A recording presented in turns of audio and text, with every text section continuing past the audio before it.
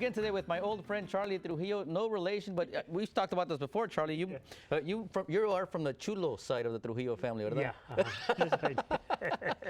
Welcome back to the show, Charley. Of course, good being here all the time, man. You're known all over the world. You're a Vietnam veteran, professor of Chicano studies, and you taught about the Vietnam War también, ¿verdad? Yes, I did. Yes. And we have this in the background. We're going to talk about this in just a little bit, which is the reason why Charley is here. But tell us about your ventures. How is Choose My House Publications going? And give us an update, if you will. Yeah, well, with Choose My House Publications, it's going very slow right now. I have to readjust. I have to retool the whole company because of technology, the way the markets are changing.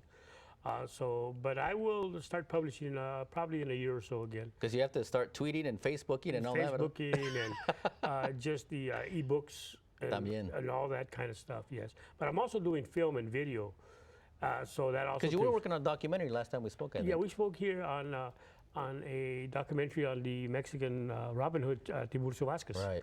I haven't been able to get the sufficient funds to finish it. Sure. But I've been working on that one. So I'm also trying to make a feature film out of my novel Dogs from Illusion. And I have had some Hollywood bites, and we're still working on it. So yeah, I'm doing different projects. Well, that's great. Give me your take. We had Mike Salas and some other veterans here a while back, and they're erecting a statue, or a monument, if you will, in memory of the fallen soldiers from Vietnam.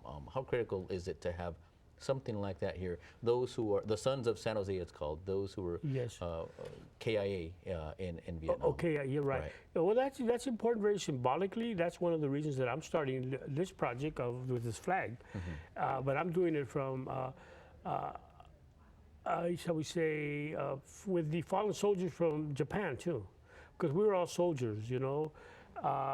And so that's it's a recognition of the sacrifices that people have done, but also a recognition that we pay a very high price, and we have to really think hard about going to war, as far as I'm concerned. Well, and you're a prime example because, correct me if I'm wrong, the war isn't over with you. You're still going through some issues. Yes, well, a lot of us are. My father was, except they, World War II veterans that I've known. It's just that it was a different culture, a different generation. So they, like my father, suffered from post-traumatic stress disorder. As far as I was concerned, he'd get flashbacks. Mm-hmm. And sometimes he'd just get into these deep depressions, but you never really would admit it. And other veterans, he had a lot of friends who were veterans too, and I would see them growing up. And so it's just an affliction that's been known for hundreds of years with different cultures and societies. The war comes back tainted in many ways. And you came back with a Purple Heart because of your physical injuries in Vietnam. Right. But there are those who say you also deserve a Purple Heart for the scars within, PTSD and whatnot.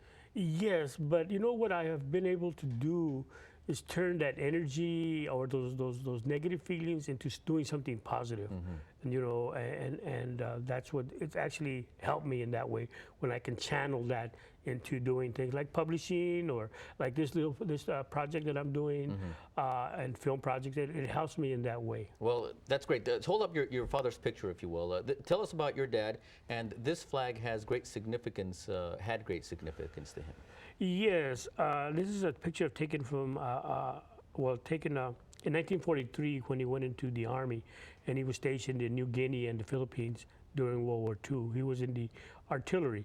And this flag, he kept it for all those years. And he took it from one of the fallen Japanese soldiers. Mm-hmm. And I've had the flag translated. And it has the name, what they figured out, because it has two different kinds of writing. Old writing, I think they call it kanji, and more modern writing.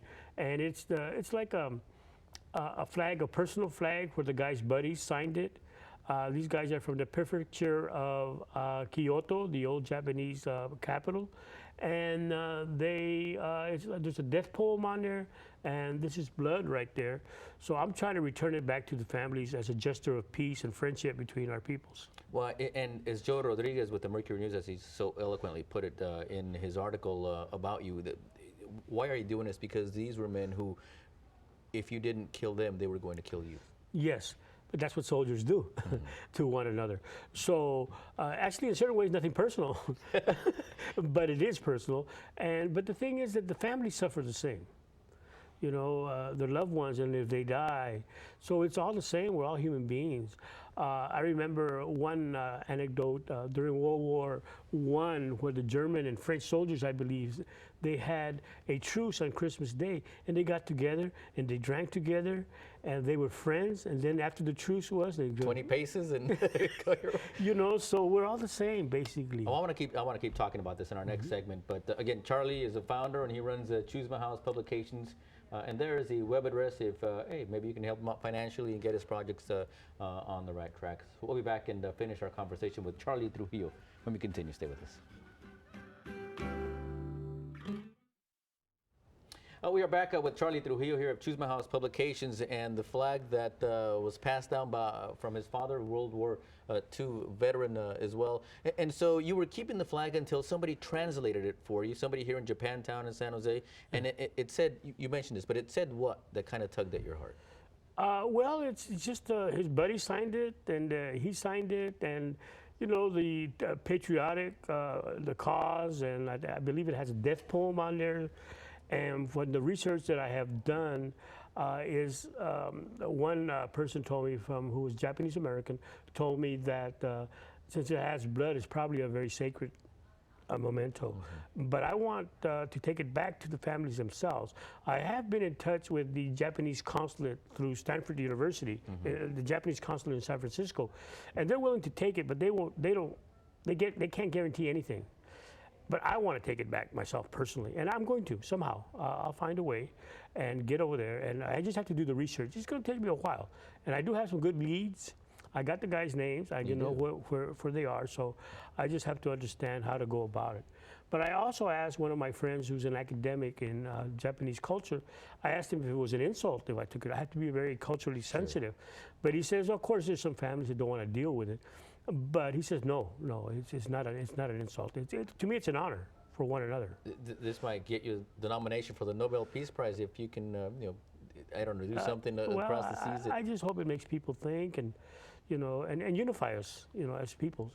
Will it put you at ease personally for what you've experienced? Yes, it would put me at ease. That's not my main reason, right. But it will help at that level because it will put me at ease.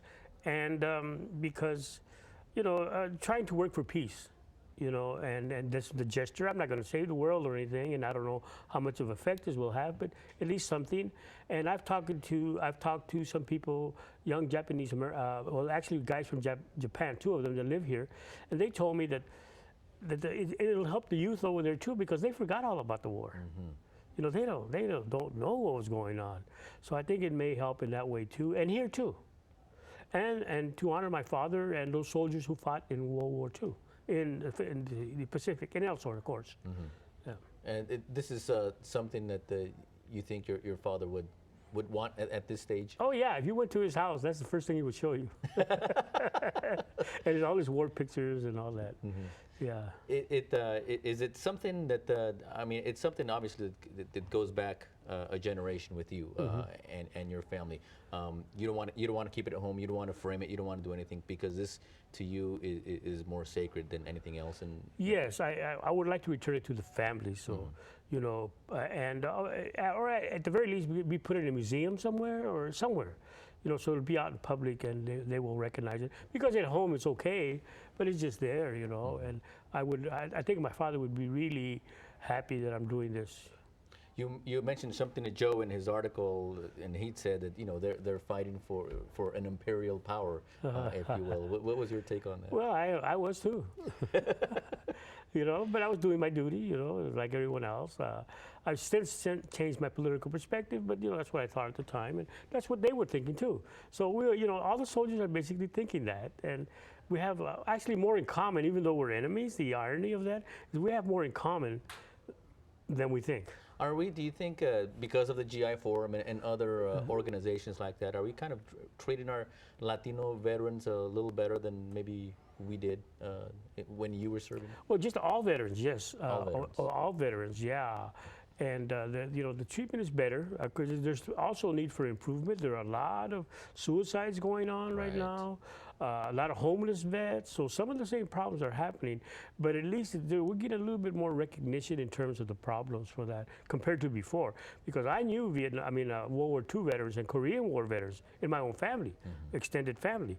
Well, actually, a couple of my uncles fighting in Korea as well, and they had a lot of problems, and there wasn't much help for them, and so they suffered all their lives. But now at least there's recognition. Right. Well, Charley is on a humanitarian venture to get this flag back to Japan where it belongs. There is his web address for more information if you'd like to get a hold of Charley for either his biographies or this case that he's dealing with right now with the flag or anything else. Chusma House. How'd you come up with Chusma House again, Charley? I had to. The one would publish my first book. The name Chusma. Oh, Chusma. Chusma is an old word that means galley slaves. Originally, and it means the rabble, the mob, the riffraff. So it could be Riffraff Press. Charley Trujillo, always a pleasure. Doors always open. Great. All right. And up next here on Comunidad Del Valle, the Cheryl Burke Dance Studio brings the tunes of Suavecito choreography form. Stay with us.